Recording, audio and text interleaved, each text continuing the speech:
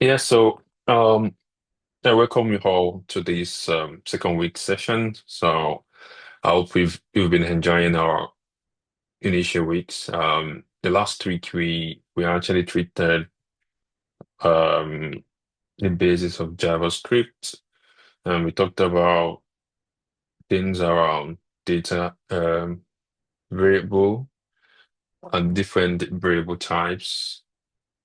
And we talked a bit of function. I think we run wrap up the session with function and conditional statement using if else statement and all. And not just to waste any time this time. So we just jump into the next week and the current week, which is today we'll be talking about going deep into function basically. Let me share my screen.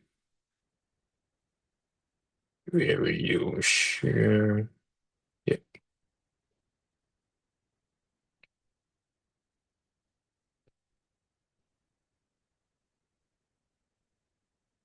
let me know when it gets to my screen.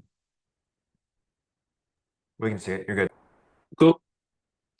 Yes, so like we've I think discussed a bit about function.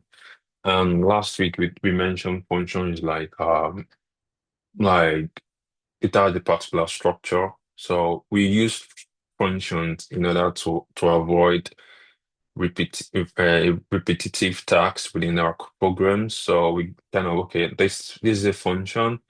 So we don't have to, if we need that function somewhere else in the code, we just have to invoke the function. So first, I think we talked about defining the function and also invoking the function as well, in the last time. So looking at this slide, so this what in function it actually follows a particular principle called dry. Dry is do not repeat yourself. Basically, try not to repeat yourself. These are one of the some of the design principles that we need to follow as a software engineer. So we need to put this in mind. So in case you find yourself doing something repeatedly, maybe you know it's then just to know that you need to have a function for it so that you can use it across the basis. Yeah, so a way to encapsulate and reuse piece of code, like I mentioned, parameterized. So you can have different functions can have different parameters. Imagine you have a function that say sum up A and B. Then you have another function that says sum up A, B, C. So parameters are like I know the last time we talked about difference between argument and parameter, if you can remember. And so, like we said, parameters have the value you define the function. Why argument is the va actual value you pass when invoking the function. So this is also, I think, let me take this away. Sorry, can I push command? Yeah, cool. So parameters defines the values which can be passed to the function, like I said. So the function, imagine I have a function, the structure of a function, you always have the keyword function, and also this is the function name, and you expect the function, you can either have a parameter, list of parameters, or without parameters. So some function can just perform a function without taking the parameters. So these are like parameters passed into the can be referred inside the function body. So arguments are the actual values that it's used when function are being invoked. So when you call a function, if the function expects a string value or an integer value or wherever value, it's you need to pass the actual value to make the function work as expected within the within your code.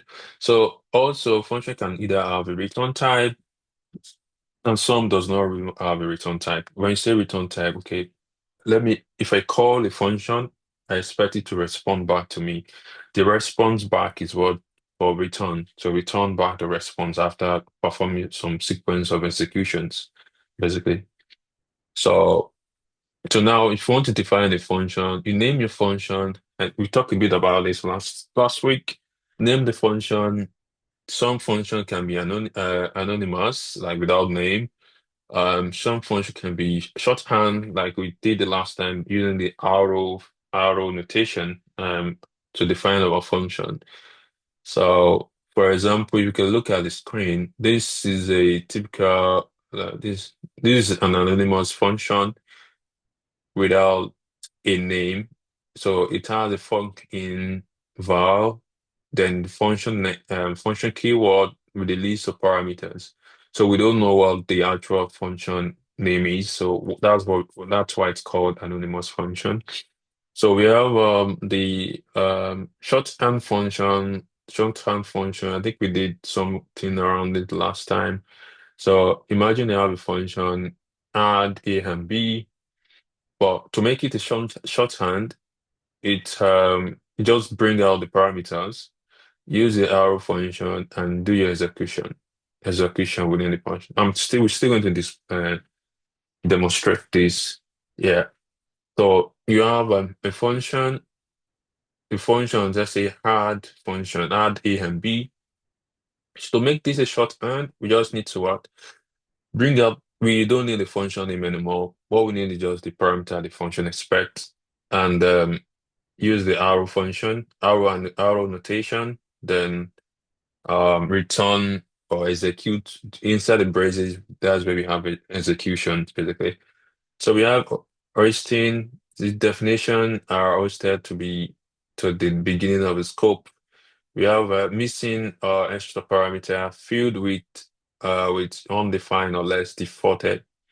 So we can also define default function, default parameter, basically value.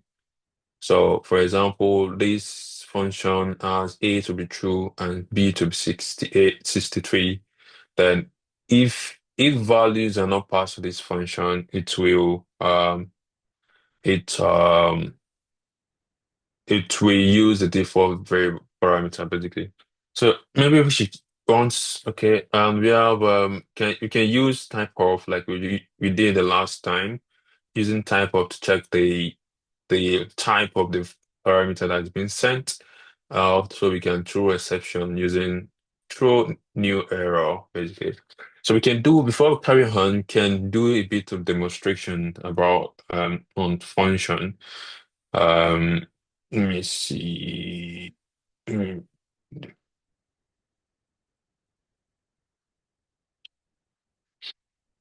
So trying to bring on my screen. Sprites. I like to use this so we can see what's happening. So we've talked about, so like we said, if we want to define a function, what do we need to define a function? We need the function name.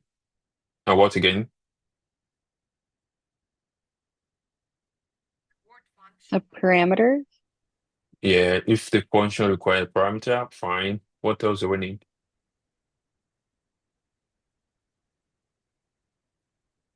like curly bracket? Of course, we need a curly bracket. I don't know. Do we Yeah, need and to what? define, do we need to assign the function to a variable? Yeah, that's an Oh, option, but there's hmm. something we are missing because how do we know this is if something is functional? We need the reserve word. Don't let's always remember the reserve word, the function itself. So we need the reserve word function itself. This actually tells us that this whatever I want to do is a function. So what else do we need? We need the name. Let's say we have add, like normally we have add. Then what do we need? Someone said we need parameter. Yes, we need the parameters. Now we need passing the parameters that we need, that we expect it to do. If it's going to be add a plus a, b, c, then we know that we need three parameters to be able to add or sum up three values. So if you want to do parameter a, b, and c, for example, and we need someone said we need the curly bracket, of course. So we have the curly bracket. Then what do we want to do with this thing? So we also need a return type. So return, like I said, is how to return the value. Okay, if I call this function, how is going to get the value back to us? So we need the return type. So return, and what is expected? We have return A plus B plus C. Does it make sense? So this says, so now we've defined, this is called function definition. We've defined our function. So how do you make use of this function? So we do, um, who can remind me, how do I call this function? Console log, dot log. Yeah, that's just to display the result anyway. But I want to invoke the function. How do I call it? So we need, You, okay, oh, I this thought you one just put like the name of the function exactly and your the name of the parameters. Okay. function and the parameters you want to add. If you want to add 10, 20, or 30, and whatever, these are the parameters. At this point, are the parameters or arguments? Arguments? So they are called argument at this point because we are passing the actual value to those functions. Believe so. So you can see we've invoked this function. Like you said, console log is just to display the result for us, basically. Because we're already in the console, you can see the console. We don't really need to stay passing the console log. But if you're working on the IDE, then you need to log this to the console. I don't know if that's clear. So this seems clear. So we're already in the console. There's no need to log anything. It automatically log the result for us. So basically, I hope this is clear about the function. So just to demonstrate it before we carry on, hopefully we're going to have some maybe if time permits, some challenges around function. Maybe divide ourselves into groups and hopefully we'll be able to solve some couple of challenges. So I'll carry on from here. So I think hope I did not miss anything. Those are the important things anyway. So now we're going to talk about date and time. So date and time, basically, I'm sure we are some are familiar with this. So Unix time epoch. That is the number of seconds in since 1st of January 1970. So when you do a date dot now, it always returns the value into a millisecond, basically. And the date model, for example, let's today equals new date, create a date object at the current date time. So if you do it today dot get time, the Unix epoch at the time today was created. So this one will be if you want to get the full year, the full month, the date, the day, the hour, the minute, the seconds, and the milliseconds. So these are some of the method or function that are available for a date module. So it's called a date module or a date object. So if what are those operations you can get from a date? You can get the time, get the month, get the seconds, get the milliseconds. So before we proceed, let's do a quick demonstration as well. So we have so for example, let's say from the dog tag, let today equals date dot now or date, sorry. This is a date. So with these, let's check the type of this. What do you think is the type of date? Who can guess?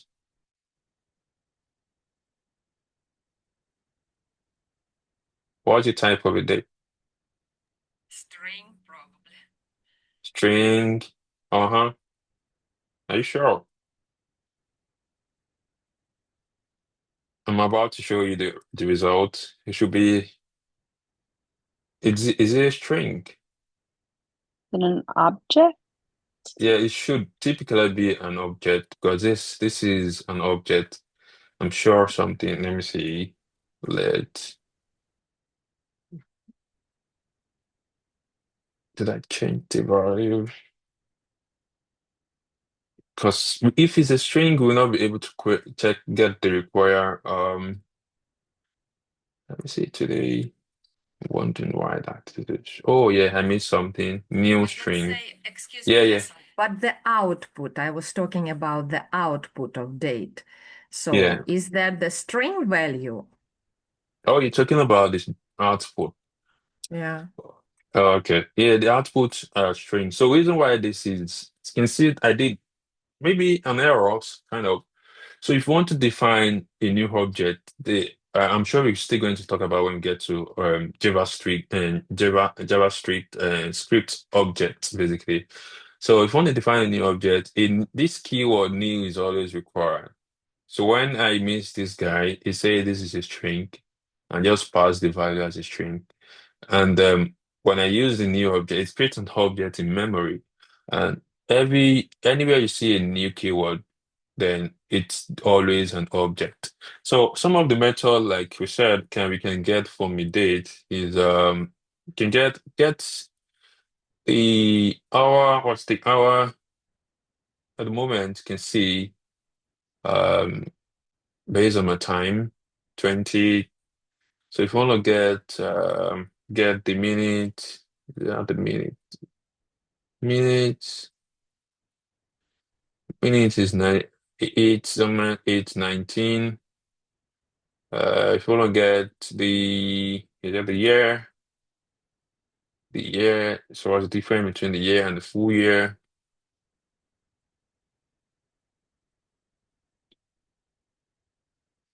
Yeah, so we got 2025. So you can play with this a bit. So these are some of the methods that are available for a date, basically. There's nothing really. So although if you do date.now, let's do date.now. You realize it returns the value in a millisecond. So not everyone understand what this response is. Does anyone understand what the response is? We had 176, blah blah blah. This is a millisecond. So typically, I usually try to see, okay, let me understand current millisecond. Yeah. So if we put this on this, I'll be able to understand what that these long values are. They are milliseconds. They tell me, oh, this is UTC time. It says it's Sunday, November 23, 2025. The current time 8:21, and this is the seconds, and this is the milliseconds. You can see it started with what is in value here. So basically, this is just in case you found some strange value about it, you can try to interpret them.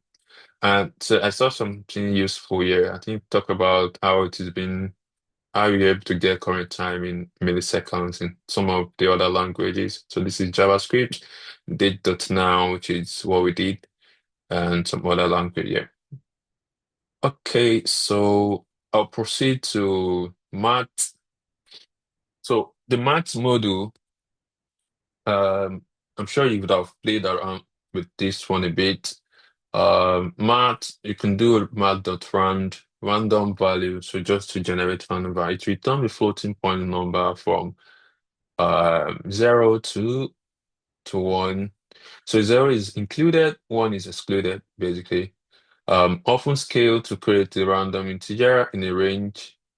Math.floor, the scale int and the math random plus 1. So we have some other method, math.floor, next lower value, and round up, or down, up or down, depending on equal or greater than or equal to 0.5. The absolute value is just to make maybe a negative value, positive value, something like that. And also the max to get or return the maximum value between a range of values, basically. Let's do another demonstration. I'll clear this off. Yeah, so we're talking about math. This is a math module now. We've talked about the date module. So some of the method we could do, like you said, math.run, random. What will this produce? Just produce some random value. Imagine we say rand.10. So this produce some values for us. So math dot floor, what does it do? So if you have 0 point this, so what does it do? Who guess? Who can guess? It just pick up the 3. It will be 3. lower. Did you say it will be 3? Now, can you you said the floor next lower of integer, removing fractional part. You can see? So it will take away whatever you have there. It's not rounding it up. So it's take away the fractional part and keep the lower part. So which is 2. Hope that is clear. So this is important in case we are developing an app that requires some computation. So you know which method to use. So if you are imagine you're building a financial application or whatever. You need to be careful because these are money. You're dealing with money, so you need to know the method to use and at the right time. So round basically, the other one you're talking about is this max the round. So if you use 2.99, what will happen? So you round it up to the what? To the nearest value, basically. So every pence or every um, change counting when you're dealing with money. So you need to be careful when dealing with when building financial services. And so this is math to apps. So math, think mostly absolute value. Imagine you have negative 10 or maybe 120. It give you the positive one. Basically, that's what it does. When you have negative value, just ensure it's positive. So what else? The maximum max dot max. We have maximum value.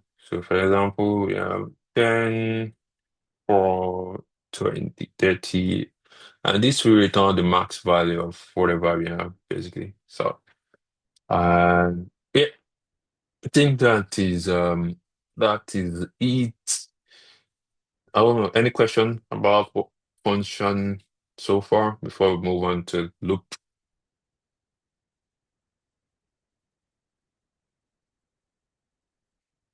Cool.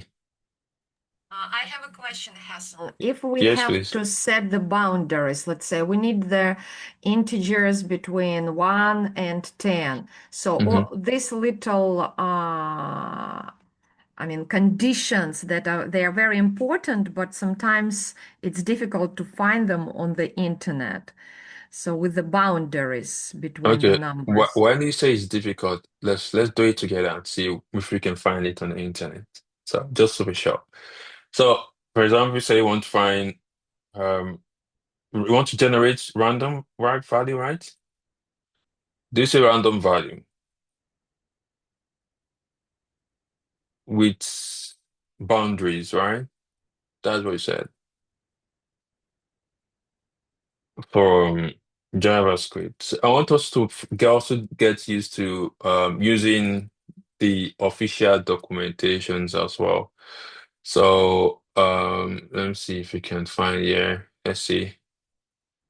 So looking at this is the official doc. This basically development is just about looking at documentation, see how things are being used, use them. So random value is an official documentation. So run math.run is a it returns the floating point pseudo blah blah, and that's greater than 0 and less than 1. So imagine you want to uh let me see, it says get random integer value. So this is using math.floor. You specify the math.run and the maximum value. This is the boundary you talked about. If the boundary is 10, then it will always generate a value less than 10. Like you can see an example here. This is 3, and if you run this, you see that the output will be 0, 1, or 2. So the random generation value will be 0, 1, or 2. And also, if it's 1, it's always 0, 0. So if you try to run this, you see that if you run it multiple times, let me see. See, it generated another value for this. You run it again, set run. generated 2, but it will never generate a value that is greater than or equal to 3. So 3 is like a boundary. So like to answer your question, this is not difficult to find out things online. This is just the official documentation. You want to do anything you want to do about JavaScript, just go online, you see the documentations and read about how to use them, then implement it basically. I hope that help in finding out things online. Get random. So if you want to get random value with range, so always you can do max for floor, then max the rand multiply by the maximum value basically. Okay, so Hassan, can you send this link to the chat, yeah, please? yeah, I can. Thank you. Just so just to tell you that it shouldn't be that hard to where is the chat again? Hassan, can I piggyback on that question that Annette had?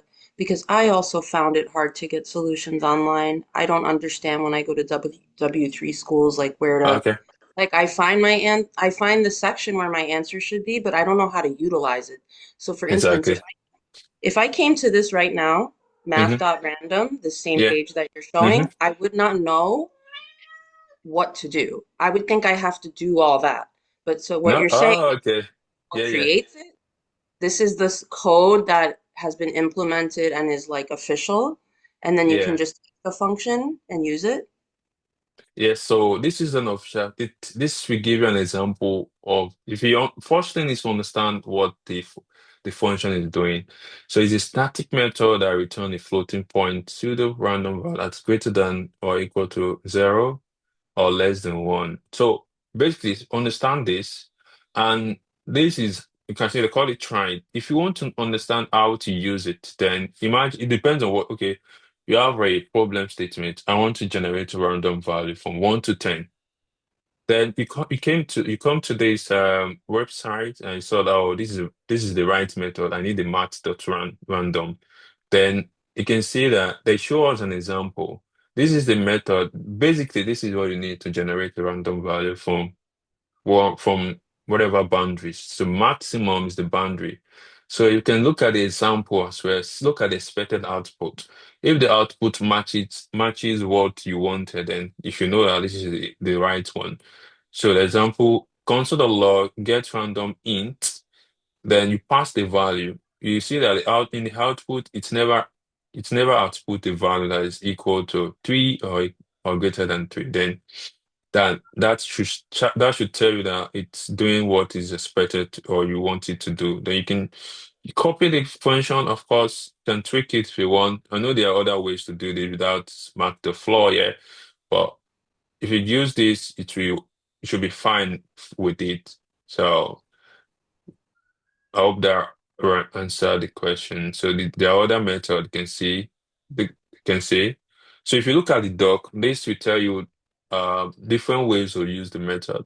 So you can also without the floor, mark the floor. You can also do mark the random, the minimum minus the maximum minus the minimum, then plus min. So this we also do the same thing as this method basically. So there are other methods you can see getting random integer between two values. So you explain how to do all of this. Getting random values into a random integer between two values. Nobody knows how these function works. We are all have to come to the documentation, read about it. Oh, this is how it's being used. Then we implement it the same way it's being used. Basically, there's nothing we cannot do something out of this the function basically. I hope that helps. Yeah. Yeah, that sheds a little light on it. Thank you. Yeah. Welcome. Okay, so no more question. I think before we can talk about this loops basically before we jump into some challenges. But so loops basically are a great way to write repetitive code You want to iterate, imagine iteration. You have lists of tasks to do. Do one, two, three, four, five tasks. Then you need to iterate through the tasks and then perform those functions on that task. So look at or change everything in a collection. Keep going until the answer is right. Do something in a variable name or variable number in a variable number of time. Yeah, if you want to repeat the time in a particular number of time. So there are different types of loop. We have iteration through collections for I think mostly we call it for each loop. Yeah, so for each variable in the collection, then perform a function about on it. So variable is assigned to each item and can be referenced inside a block. Run until everything in the loop has been assigned to variable. Avoid using for in to iterate through a collection. It has some confusing and unexpected characteristics. I think we're going to talk when we talk about more on that when we're demonstrating. So, general standard for loops. So, if you want to define a loop, this is a reserved word. Loop for, and then you initializer your test um and the final expression basically. So typically use I always starting with I integer equals 0, whatever value you want to start from, and I is less than the total count and of the collection or item, and you increment high so that we move on to the next iteration of the loop. So run the initializer at the beginning, check test at the beginning of each loop, and exit the loop if it is false, and so on and so on. So there's some fun fact here about why we actually using I as the variable name I while loop in the for loop. So I think according to that, say a long time ago, Fortran language variable starting with I to M were assumed to be integer by the compiler. This naming convention was adopted in later languages, blah blah blah. And so basically it was this I was adopted from Fortran language. And it is important to use meaningful name for variables, like we said in our last period. So whatever you want to name a variable should be meaningful enough to should describe whatever operation you want it to, or whatever value you want it to hold. So looking at this is an example of the uh, four iteration for in. Although we asked not to use for in our code, but because of some confusion. So basically, you have a constant animals, lion, tigers, and bear. For each animal in animal, just say we have a dash animal in the zoo. And you can also do the same thing with a for loop. Basically, we look into the get the count of the array. This is an array, and for I equal to 0, I is less than count of the array, I plus plus, and you do the same thing. We have dash animal in the zoo. So this is also using the for loop. You have to sum up. Um, yeah, to compute the square of the sum minus minus the sum of the square of the integer up to the maximum. So let I equal to 1, I is less than max, I plus plus, then you do sum, you keep summing up the I, the maximum, then at the end of the day, your result you are subtracting. This just to demonstrate how for loop is being used. So I Hassan, think yeah. as written, where it says I is less than or equal to max, because we Mhm. haven't defined max already, that would throw an error, right? He Like JavaScript doesn't know what max is. Yeah, that's right. Yeah, Okay, cool. we Just haven't making this. sure. Yeah, exactly. Yeah, that's right. Yeah, so should looking at this, let's see. I think we can. Let's say we have. Let me clear this again. One can which is simple. Can I use? I'm trying to look for.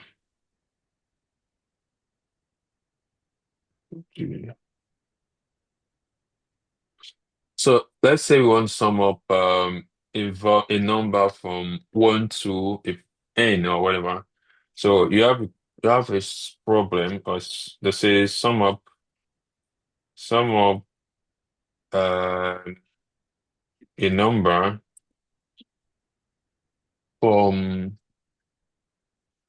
1 to say n value. Let's say this time, let's say our n is 10 or whatever. So this what I wrote here is about, you can remind me what this what is this in JavaScript? Can someone remind me? Like a note, Yeah, it's a note, yeah, they're of called. course. So they are called comments in, yeah, generally called Comments, comment. that's the word. Yeah. Yes. Yeah, cool. Yes, so now we need the function. Do we need the function? Yeah. Yeah, right. So now we need the function. What should the function do?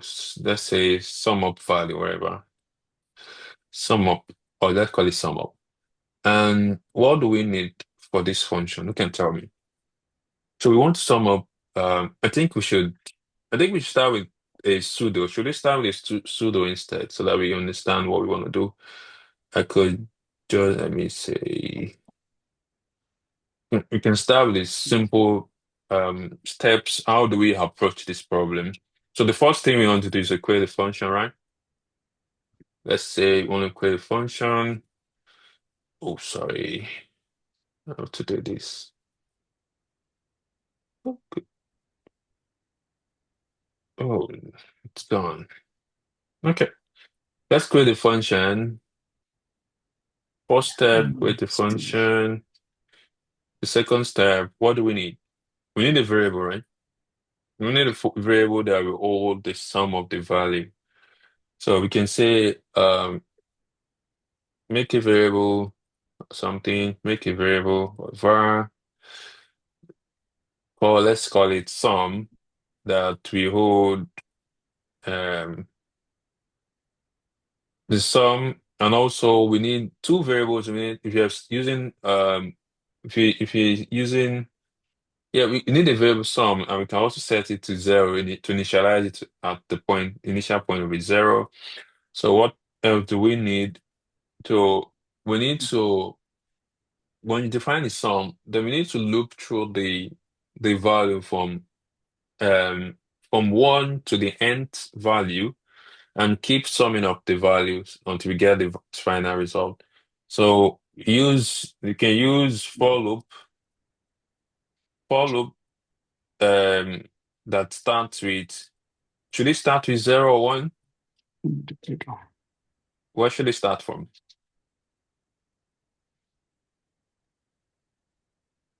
Can someone tell me? From 0 Um it, whatever we or add 1? yeah, yeah, whatever we add, we can either start with 0 or 1, I think, but whatever we add to 0 is doesn't really matter. So we can start with 1 and set the value to 1, and we can go up to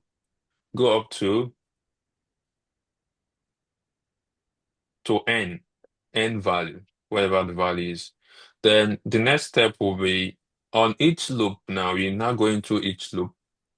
What do we need to do? You need to add up the value, add the current value or number, that is the current value, which is I, to the sum. Then at the end of the day, we need to what output at the end of the loop. Then we need to return the sum. So this is just like the step we want to use to define or solve this problem. So I've defined the steps. Now let's walk through the function itself. So now we need to create the function according to it. Say function, we call the function sum up or something else, sum up. So if you sum up these values, function sum up. So the function doesn't really it doesn't require a parameter because we know what we want to sum up. We can ask it to require a parameter. Let's say n, the parameter is n, right?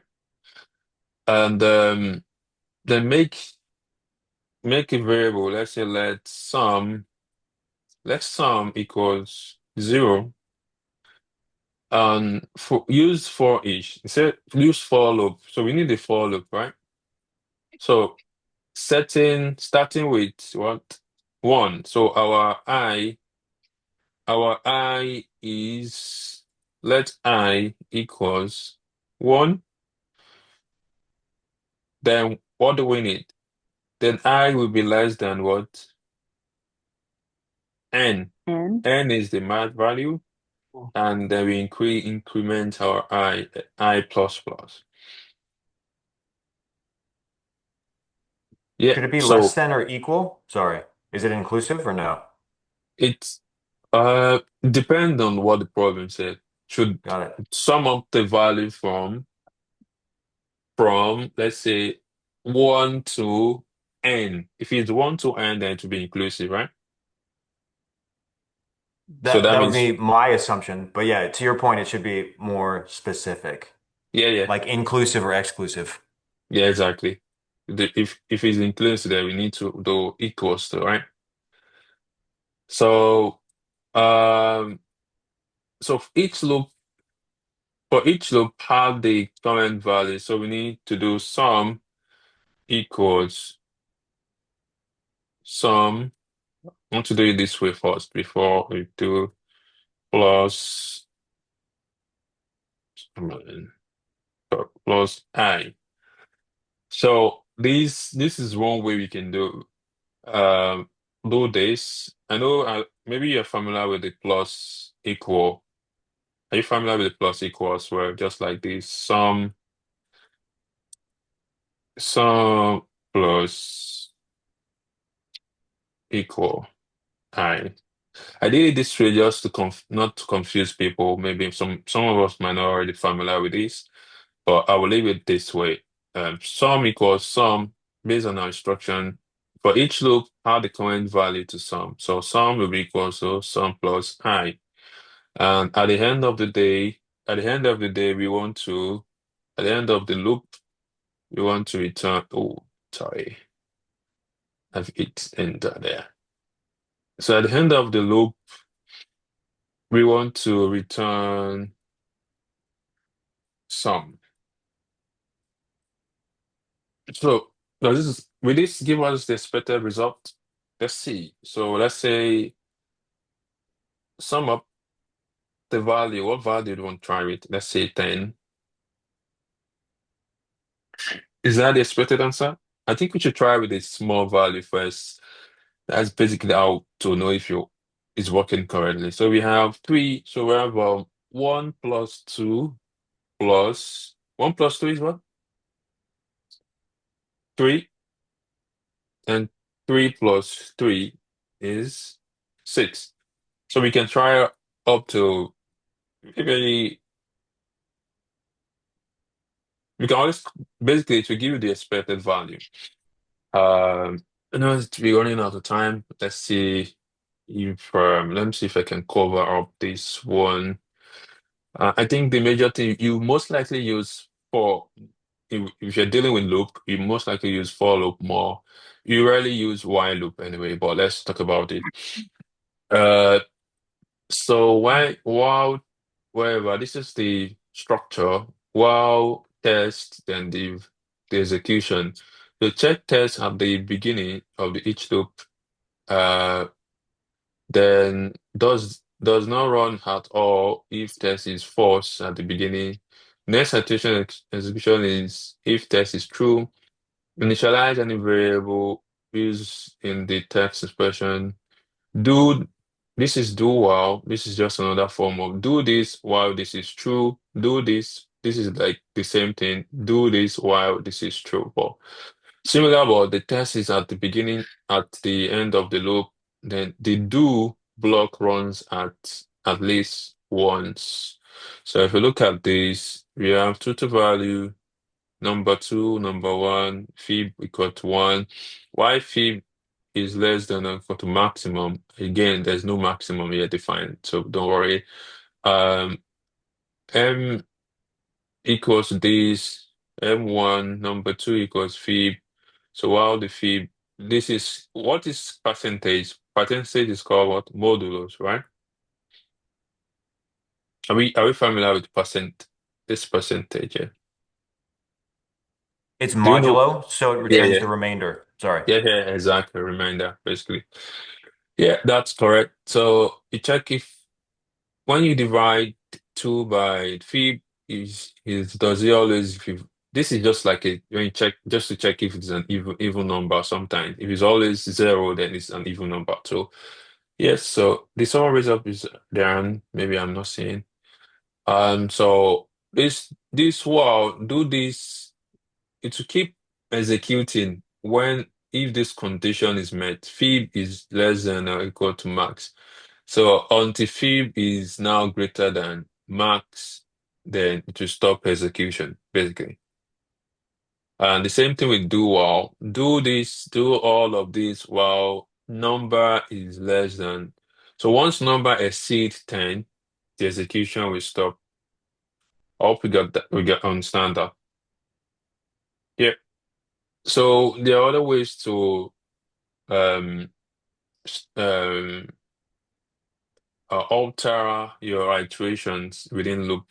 So you can exit out of loop using break or continue. So anytime a break is executed, the loop exits completely. So code in the loop which has not run yet is skipped. No, for nested loop, in case the execution continue in the enclosing loop, it doesn't jump all the way out. So hopefully we're going to demonstrate that soon. Jumping to the next iteration, you can use continue to jump into the next iteration. Anytime a continue is executed, execution continue with the next loop, basically. So let me see if we can demonstrate this quickly before. Um, so let's say we have uh, I have the function I was working with.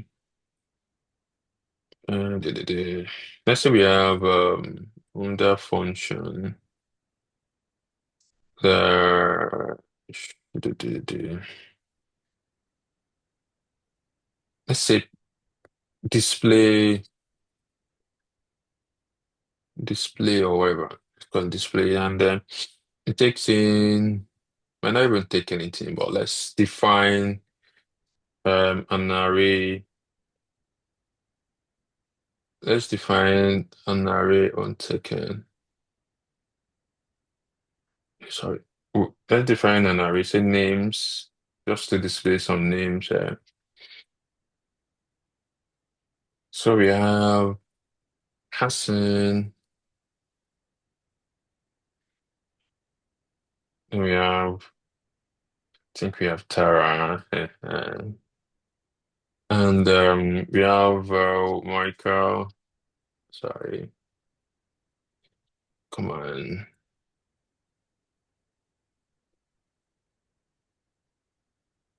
Yeah, it's stop there. So we have a loop that just display the name. So what do we need to do?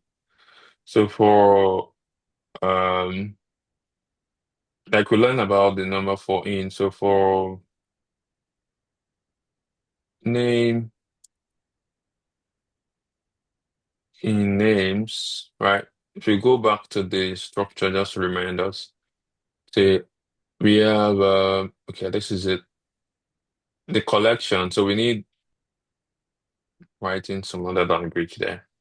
So let's name in the collection names. So what we want to do is just to display the name. So we can do console, although we're in the console. We just want to display let me see. Display name.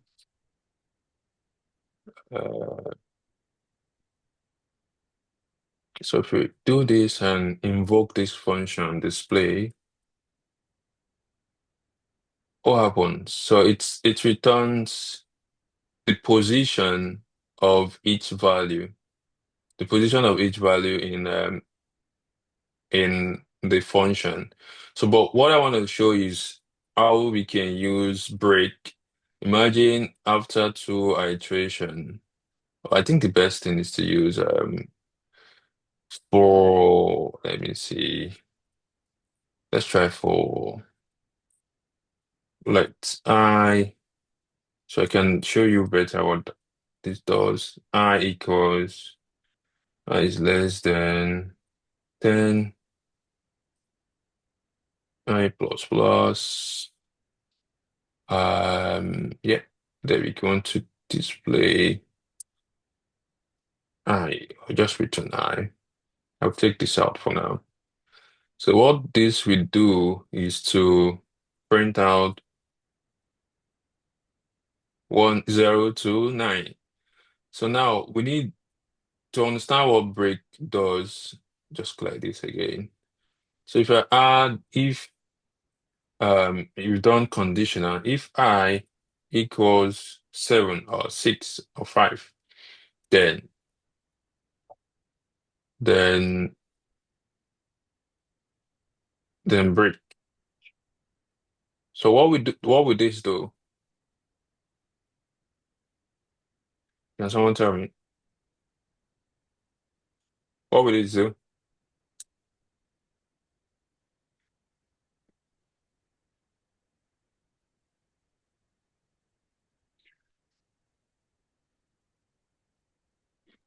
It's going to stop once I equals 5, but before that, it's going to give us 0 to 4. Oh, actually, I'm sorry. Are you sure? It's going to give Are you us 0 sure? to 5 because it Yeah, logs yeah, before. Yeah. exactly. That's right. So you're going to display 0 to 5 and stop because we asked it to break. This is just one of the way to alter the iteration. So we want to try another thing. So imagine we have if I equals 2 or 3, then continue. And when it is 8, then break. So what would this do? Can someone tell me?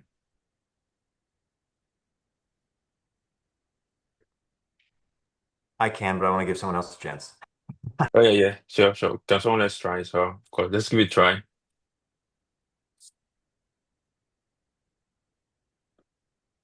hmm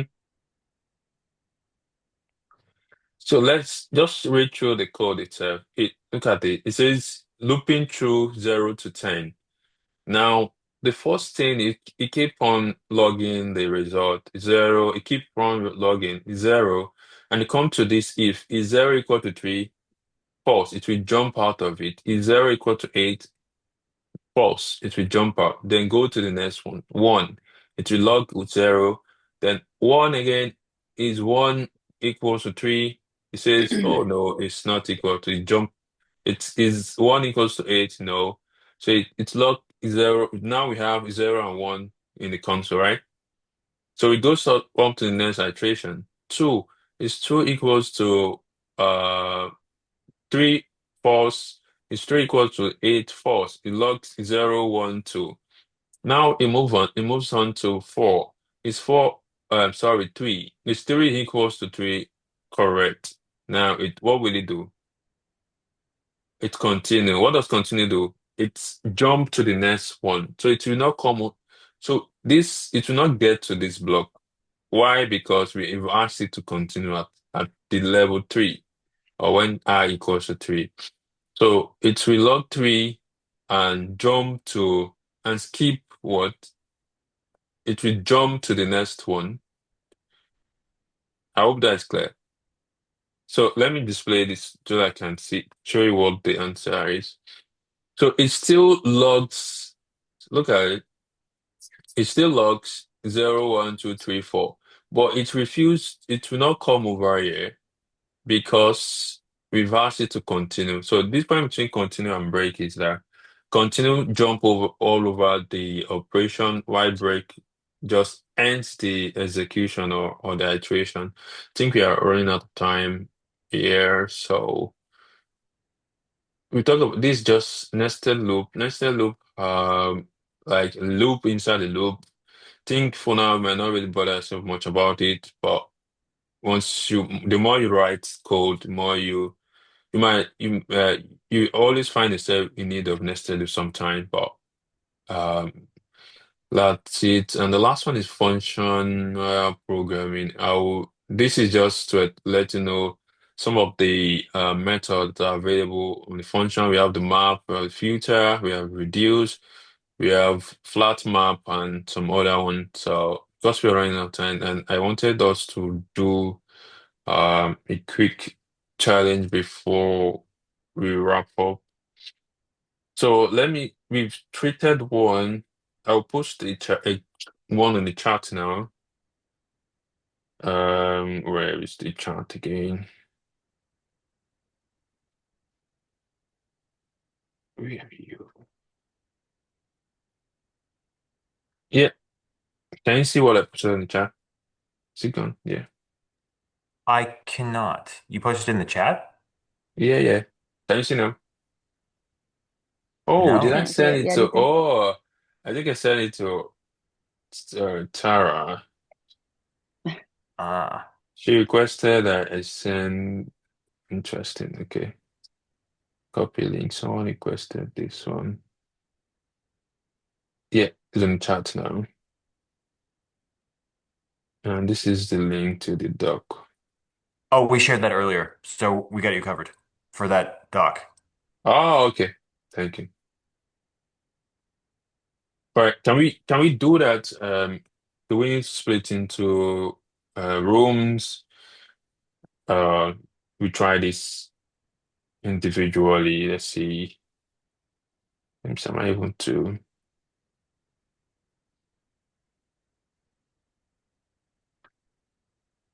And Hassan, if we have questions on like the presentation, if you're going to share the recording or the slides, can Yeah, we yeah, just yeah, ask in Slack or, and I'm sure like other mentors could probably help us too if we're really explicit. So yeah, yeah, yeah. just in You- case. Cool. Thank you.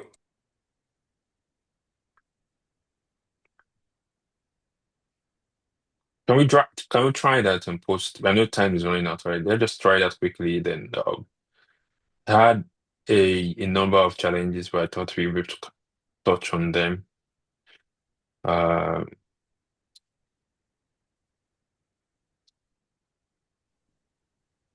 Do you want us to just put the answer in the chat yeah, yeah, yeah, yeah, or?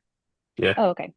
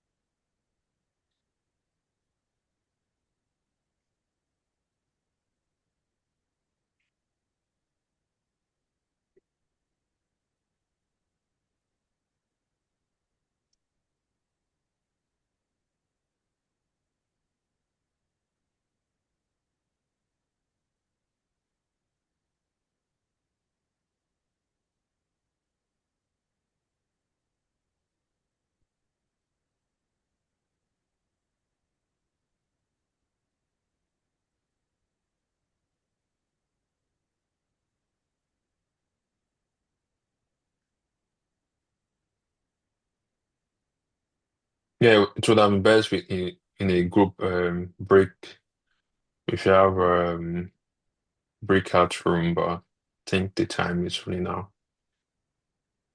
Uh,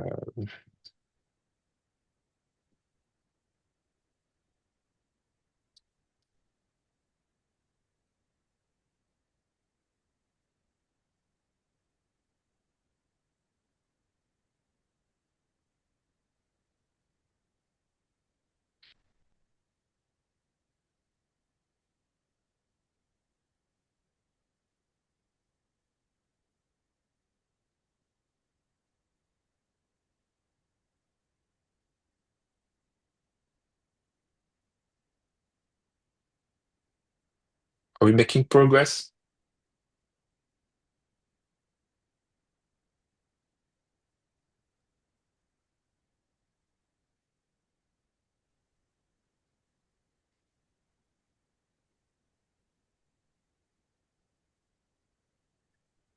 This Okay. is really similar to question, I think 5 this week. Okay. So I just changed number that one once number of odds. I just changed my answer to even, so I think I did it right. Okay, I think Michael, isn't Michael already posted? Or who posted Daniel? Oh yeah, yeah. Okay, That was you did, Megan. sorry. Yeah. All Yeah, right. that was, I think I did it right, but I don't know. Yeah, let's see. Can I've copied it in there. Yes, so while others are going through it, but I think because time is running out, I might have other things to do. Yes, so count even numbers. So now, can you walk us through how you approach this? I'm sorry, can you repeat that? Yeah, can you walk us through? Can you walk us through? Take us through how you approach, just step by step how you Um, approach this. Yeah. I'm not good at explaining this. Okay. Yeah. I don't We're think all I've friends ever here, Megan. explained You're good. anything out loud. Yeah. Usually just type it out. I don't think I've ever explained it out loud. Okay. Um, hmm. Okay, so I started our count at 0, Hmm. and then we used, I did the for loop with the, yes, let I equals 0 up to whatever number that we used as our parameters. Hmm. And then I used the modulo operator to count it by 2. Hmm. And yeah, does that make sense? And then I returned that number. That was painful. I'm sorry. Does someone want to review the code? Who wants to do a code review here?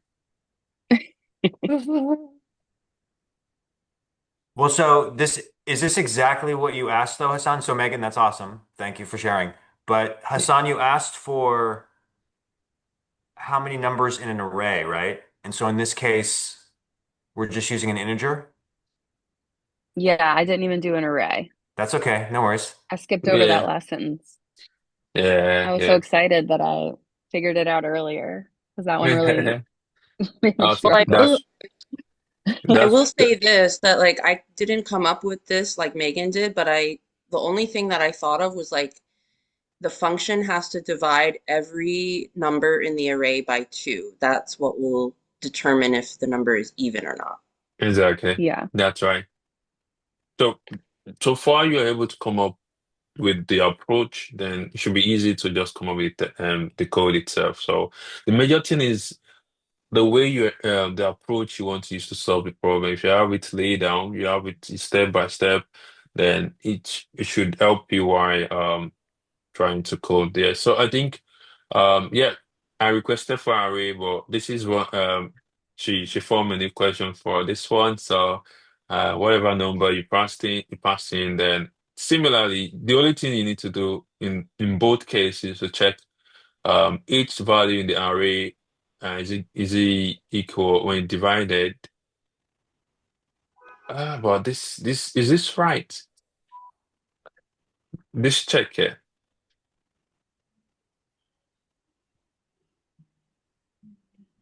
I believe you want to check if it is an even number. So this seems like you're saying not e zero.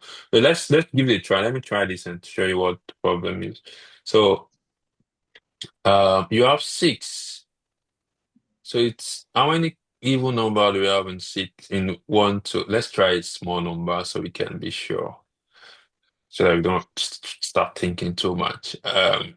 We have 4. Let me use 5.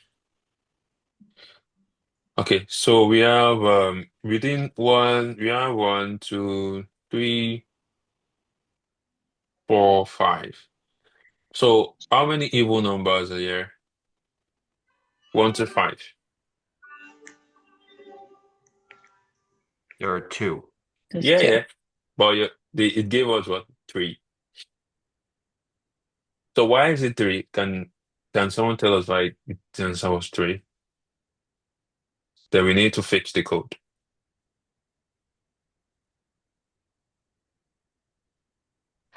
It's increasing the count twice. Does that make a difference here? No, no, Because the count's it's going not up by because two? No, that works? Okay. no, no, it's not. Yeah, just once. Yeah, so I was about to mention it while reviewing the code. So this is the check here. It caused the wrong value. Count one I modulus or remainder two. This says not equals to 0. Whatever value you divide by 0 and by 2 should always be is 0, right? For an even number. So basically, this says not. That means it's doing the reverse. It's doing the odd number case. So I will pick this value, this function, and you bring it up again. Let's fix it. To fix it, we just need to remove the exclamation mark, not. Then we good to go. Then we can do count. Come on, count evil. Let's try the same value we tried. Is it the same one? Let me see. Let's try. Is there, let me see, equals, less than or equals to Does it 1, 2. matter that we're using the two equal signs instead of three? Once again, let's bring it up again. I will have, but I don't think these are into a Yeah, I don't think value. that. Yeah, yeah. But let me see. These are equals to these. That should be easier, although, let me see. Count this one. No. Let's try to fix this. So let's see what this is doing. For example, let's say 1 modulo 2 is a equals to 0. It says false, but we need it to be true. Oh, sorry, 1 modulus. So this is evil, so 2 modulos true. So this is true. So 3, if it's 3, 3 is false. Just trying to debug what the problem is. Let's see. Uh, come on. Is it counting zero? Yeah, should we start the count at 2 or We should start at one 1? because we're Okay. starting at zero right now. That's why we're getting Yeah. three. Yeah. Yeah, yeah, that's right. Yeah, we should start the count at 1. Okay. Yeah. Just trying to debug this, at least this gave us uh, an opportunity to debug, at least do some debugging a bit. So if the count is at 1, right?